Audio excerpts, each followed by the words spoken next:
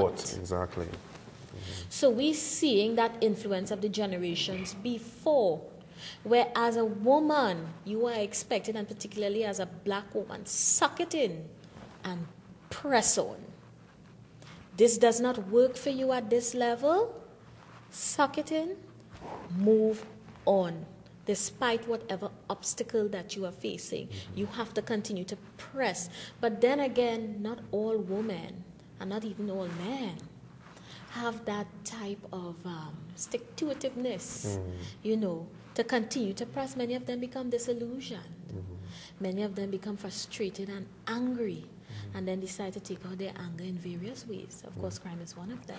Do you think some men or men in our society have trouble adapting or understanding a strong black woman, and they confuse a strong black woman to what they consider either an angry black woman or a black woman who, as they, let's say, feels she know, or this kind of thing, or they want to have control? You hear men say something, she's angry, she feels she know everything, or she wants to control me.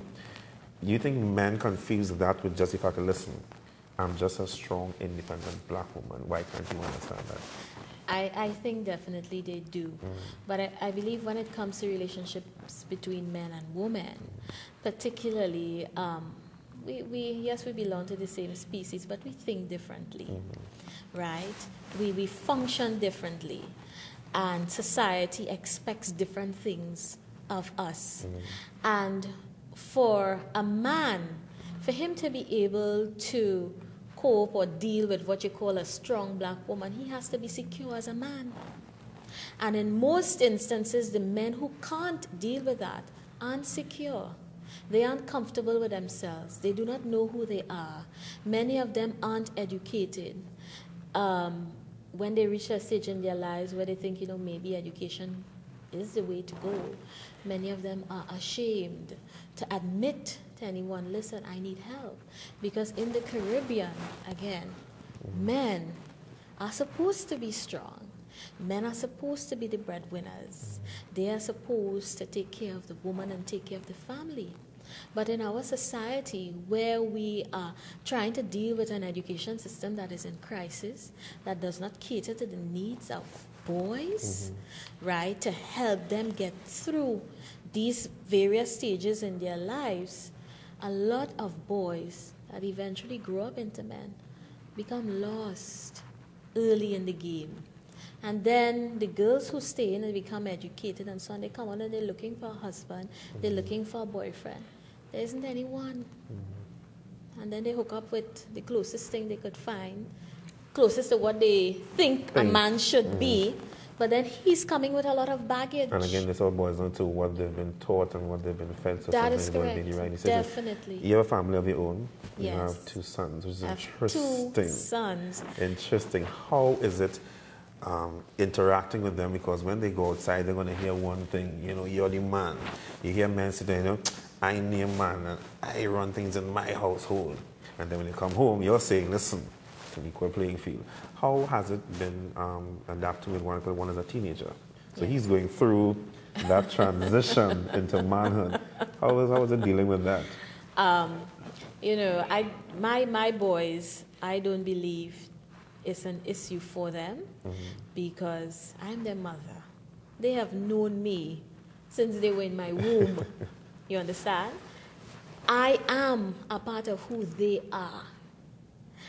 And in my household, yes, I have a husband, but between my husband and myself, we know our role in the house. And the children, they know it as well. I have tried to stay away from these stereotypes where a man does this or a woman does that.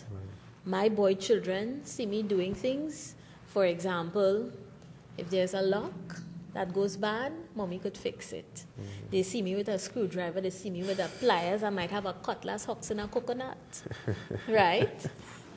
My husband cooks, he cleans, he does the dishes, he does laundry, right? So they are seeing both of us equally sharing the responsibilities within the home. Prior to that, before me being married, I was a single mother. And my son saw me doing everything. And it's interesting because even some women today, because I was telling when we spoke outside that I had a catering business before, and I tell women, yes, I love to cook, I love to. They're in shock, and I'm thinking, you know, why in this day and age you're still surprised that men can cook? Cook. Not burn the food, but cook. You know? And in this day and age, when you're talking about independence and this and that, it should, but again, it's what has been instilled that it is our role to cook and to clean, and it's something that, again, this is the disconnect with society and home. Disconnect, and it has formed a barrier, really, that is preventing us from moving forward as a people. A serious barrier, and it has to be broken. And I believe the only thing that can really do that is education. But it has to come, that change has to come. It has to be a need or a want of the individual himself. If you don't want it, there's nothing I can teach you that's going to make you change your mind. But what can society do to help? What can be done? Because we can't get away. We're all connected in some way. Of course we are. But I think it starts within the home, with the parents, one. Definitely. Okay. And then the school. And I don't know how they're going to do it, but they have to rework the curriculum that is just not working for our children. For a simple thing like we discussed in one of my programs about sex education, it is still so very taboo to talk about sex issues in school. I'm like, why? And children are having sex why? From primary school. I'm not saying you have to be all very gruesome about how you put it across, but let them know what exists. And that has been ongoing. There are still organizations today, and more from the ministry come down, that still are against it. They bury their heads in the sand. They don't want to deal with sex education. And so the fact is, children from primary school level in Trinidad and Tobago are sexually active. In whatever way. They are acquiring diseases, many of them HIV.